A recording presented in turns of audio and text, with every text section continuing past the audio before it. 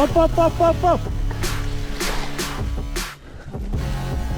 Nice one.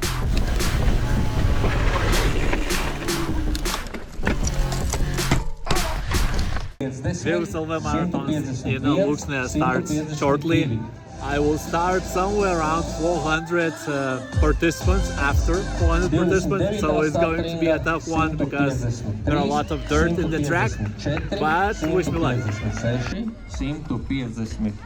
Hello everyone, so you already had a bit of an introduction what this video is going to be about, but I will elaborate a bit more about everything shortly. Hey. Lonely start for me. Individual start. Yeah, time trial. Yeah, so the reason why I said it's a lonely start for me is because the race in Alūksne on day one started by intervals, means that every 30 seconds 5 participants were allowed to start the race, and during the time I had to start, there was only one person at that tide, so that's why we were joined into upfront wave, and you will see that we will start 3 guys at this time frame. So at the start there was a bit of a grass which was already wet, so I pushed a bit, and then there was some straight going to the uphill, and I didn't have a good plan for this part, so I just kept moving ahead and tried to look what our guy is going to do, and one passed me by, and when we went into single tracks in the forest, so I just decided to follow him from behind and see how the conditions going to look like in the trails. We can see that it's quite wet, and considering that there were around 400 participants already in this trail, so 800 wheels already went by through this In English, unless. track. Yeah, so you have already seen that uphills, if trajectory of driving is not properly chosen, it's quite impossible to go uphill in these conditions, and if anyone just decides not to even try to go into that path, you have the same chosen directory for yourself. So you can see here that there was a jump, and I tried to go over that other rider from the left, and eventually the jump was also very muddy, and front wheel hit it, and I almost felt, but almost doesn't count, and I remained on 2 wheels going forward. Yeah, so I haven't introduced myself properly, but as you can see, there are quite a lot of action, and I will do it afterwards. So here was the situation. Up, up, up, up, up. I frightened the guy a bit and apologized immediately, because I just thought that he might be going a bit faster than he was trying to. But basically in Lithuania, I'm from Lithuania, my name is Tomas Bumbulevičius, aka Tom10, and I do race and record races, then sometimes do some commentary, etc. So in Lithuania, up means that you either should go faster if you can, or you just find a way to, if it's possible, to allow over to pass you by. And in that situation, I actually told that too late, and that caused, and also too loudly, and that caused to frighten the other rider, so sorry about that. Here was the first a bit technical section with a small drop here, and then going downhill there was other drop, and you can see that it already causes some jams, because not everyone wants to test this jump. And the reason why I did it is because a few days ago I run a raquette off the track and already knew what to expect from that jump, so that was an easy one for me.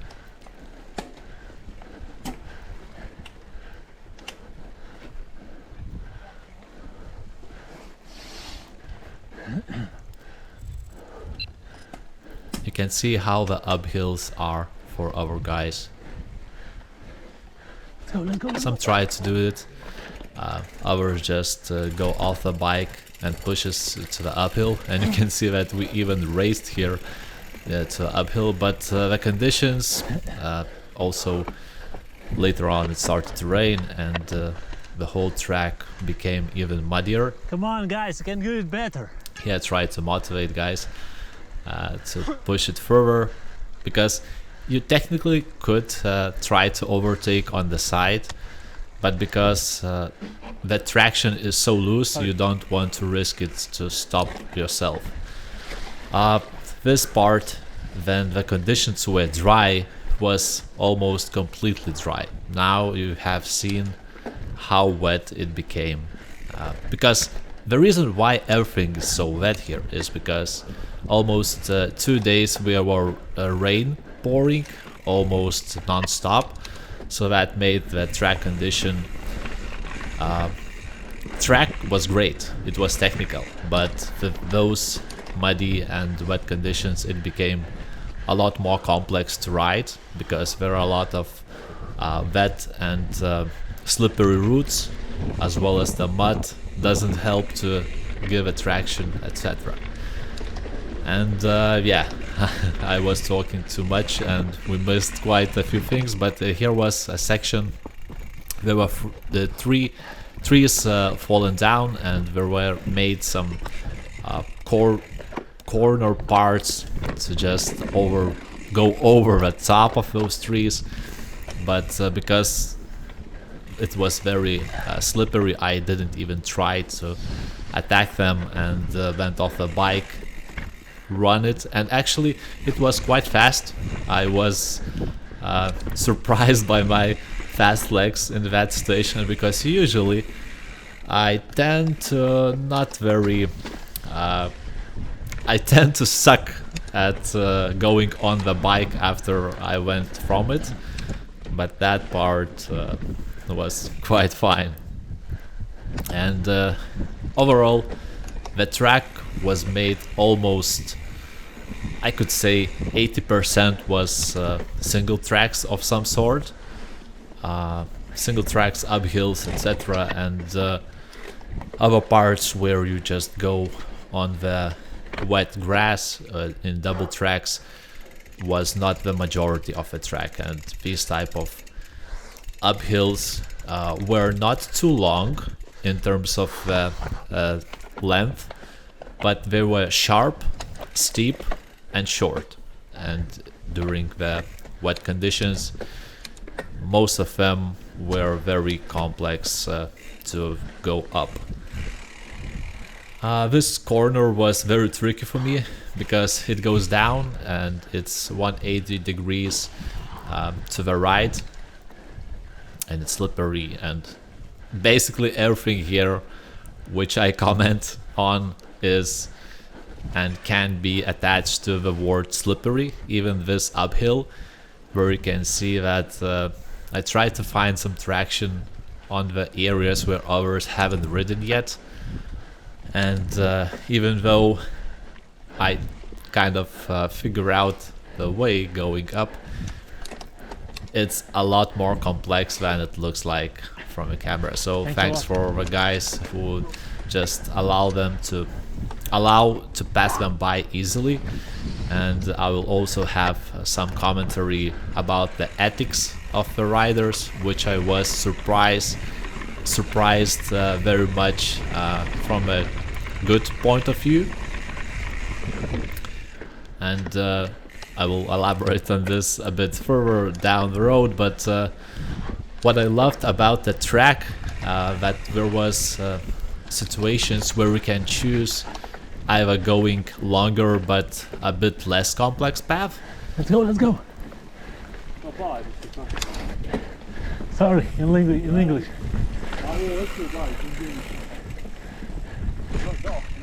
Yeah, Thank so you. thanks again for allowing to pass you by. But there are sections where we can go in a longer distance and it's less complex, or we can just take the shortcut and take the risk, if we shall to say that.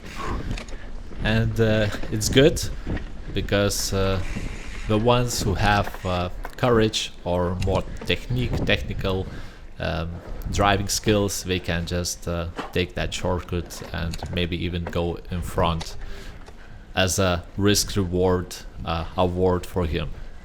So here we are going towards the finish of the first lap.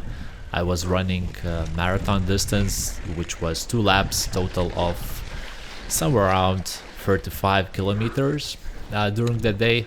And the more closer to a finish we get, the much more slippery it became. I'm not sure about the reasons. Maybe it's just a type of ground which during the wet conditions became hard to ride. But it was painful here, trust me.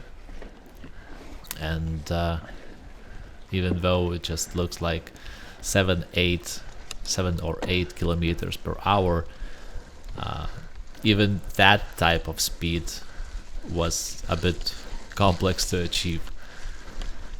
Yeah, so in this place I might praise Latvian riders who allow you to overtake them if they feel that they can't keep up with your pace. So for example, if you just basically, if you can see that you can overtake it and there are a lot of area to do so, you just inform up front that you are going through one or other direction, and that's a common sense to just allow to overtake someone. What differs here in Latvia from my first time racing experience here in Latvia, which was this race was the first one, is that if you go behind other rider and try to encourage them to go further, push the boundaries, motivate them, go on, etc. If they feel that you're asking too much and they don't want to put that extra power to the pedals, they just find a way, allow you to overtake them, and that's the end of the story. So that's very good point of view from the rider's experience, from the rider's perspective, and I loved it very much. So here we finished the first lap, and there was a girl in front of me and one other also, so they were running 2 laps as well. And this uphill towards the paved pathway was also very wet, slippery, and it was a complex one. Here I took a gel and then decided that at least I should try to overtake the girls before the single tracks begins, because what's interesting when you are riding in for a first time, I will continue this afterwards. So here was the same technical section with the drop, and you can see what is the difference when there is no traffic jam. You just go and you just follow the path, and that's it. In comparison to the first lap, where we just have to stop and allow others to ride at their own pace. Yeah, so what's interesting about riding in a new location among other riders, which you have no idea what's their skill set and what they are capable of, is that you never know if that old guy who goes in front of you can ride as fast as you could. and eventually sometimes those masters can rust you out and leave you in the dust. So yeah, that's an interesting experience when you're riding in a new location. And you can see that in the second lap the conditions became even more complex, because it even started to rain at some parts of the track. So you can envision how it looks like when already wet and slippery track is being poured with new rain. And it was a complex to go up hills due to the same reason. And this section I loved very much because there were some mini jumps. The only bad thing is that somewhat in my spark became loose, and you can hear some bouncing sound, and I had a hard time to figure out after this day race what does that. But it looks like the axle holder in the rear wheel was not fully torqued, and after going through all of those bolts, I kind of figure out that the sound should be from that part. I tend to don't like very much these angular single tracks where we have uphill on one side and downhill on the other, because they require, at least for me, because I'm not that much experienced rider, they require technical and balancing, which is not the strongest part of mine. So that was a tough one.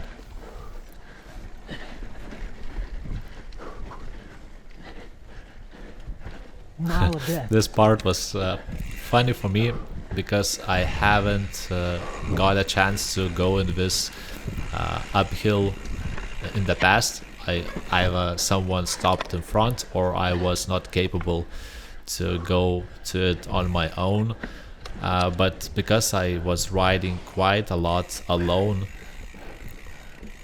you can see here how deep the wheel went into that water. So yeah, going back to the initial idea, because I was riding quite alone for remaining part of the track, so maybe 10 or 15-20 minutes solo riding in these conditions, it was difficult, and I was just trying to find motivation to run it further. And at that time I find a way to go that uphill. I just praise myself as a part of motivation, and these type of things can be external or internal, and it's only your point of view if something like that helps you or not. So for me, it helps.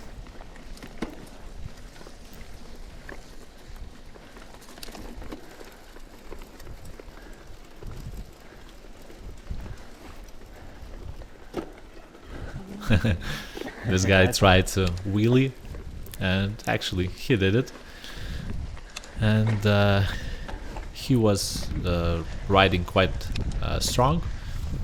In the second lap there was some parts where we rode together, either one or other in front, and I guess he finished ahead of me as well. So one other thing I probably haven't mentioned, or if I mentioned I forgot already, is that one other reason why the track was complex here is because half marathon distance who were running one lap were starting ahead of us. That means 200 plus participants already rode this path, or at least similar path. So that means additional pair of wheels on the track, which made, for example, this grass very sinking into the bottom. So after I don't know, like 20 minutes riding alone, I find a way to get some guys in front. And because it's a time trial, yeah, I skidded on that bridge and almost finished in the water. So because it was an interval start of the race, you actually have no idea how good you are doing in terms of speed, position, etc. Because even though if you find a way to catch someone on the track, you don't know, maybe they started earlier and they just floating around without much of an effort. So that was also a complex thing to figure out yourself, if you are doing right, or if you are doing an average, or if you could add that extra power to the pedals and see how it will go through. And overall, the track also included a lot of routes, and I'm racing for 1 year. I started racing in May 2021, so it was anniversary for me. But basically, probably I haven't ridden this type of track in Lithuania at all, because it was, even though if we have similar tracks in Lithuania, they have sections which are a lot shorter in terms of technical things. We're here full lap of 17 kilometers, and like 14 or 13 kilometers out of it was mostly technical, or at least not very easily rolling. And during the weather conditions, it became even more complex to ride. And I kind of shrink when I see routes, especially wet ones, and you can imagine how much and how many times I shrunk during this day. Here we can see that a guy in front easily goes over those trees without any issues, but I wish I had such skills, but I just chosen to go on my feet through them and not to risk falling off on the wet wood. So from this part there was a single track where overtaking was more or less hard to do it. And we catch the girl up front, and sorry, I don't know the names of you guys, so maybe in the future I could spot someone and notice who they are, but at this point I don't. So in this single track we kind of got stuck. I believe that she might be even one of the leaders. Let's go, we will rest after we finish. So I tried to motivate it, and you can see how it went through. The guy here found a way to overtake it. For me, there was not enough place there, and I just got stuck for a bit further. And actually, by the end of the single track, I even found a way to do that overtake, but it was like 100 meters before the gravel road started, so it was something for nothing.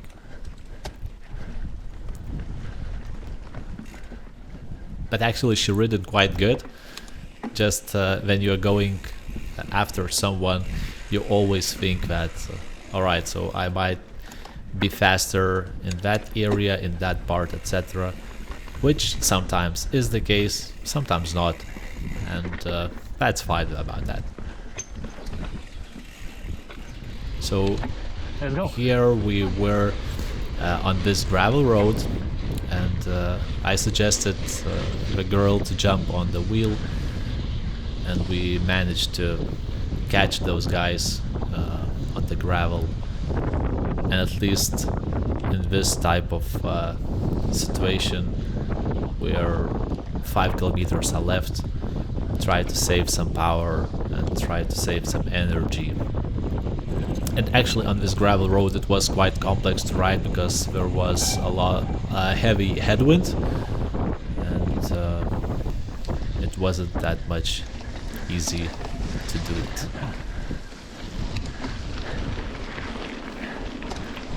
I believe the guy in front is Rainis, because we also rode on day 2 together for quite a long time, so shout out Rainis, thanks for your company, especially on the second day, and I will also add second day video as well. So here I overtook them just to not eat the mud from their rear tire on this grass.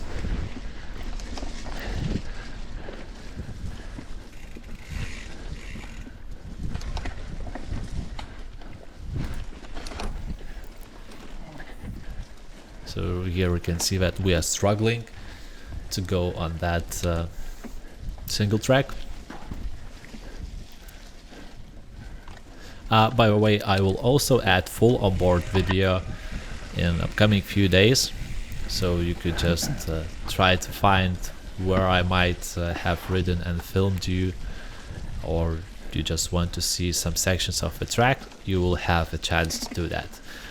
And you're probably wondering why in the hell someone from amateurs does this type of video, etc. So not sure how it's often doable by someone in Latvia, but in Lithuania it's quite often to just record the video and do some highlights commentary.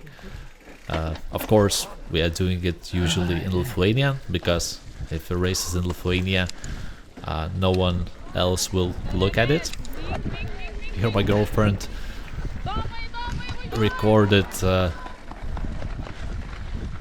1 kilometer before the finish, and I might continue my thought afterwards, or maybe I will leave it for second day's video to just elaborate more about why these highlight commentaries are good to have.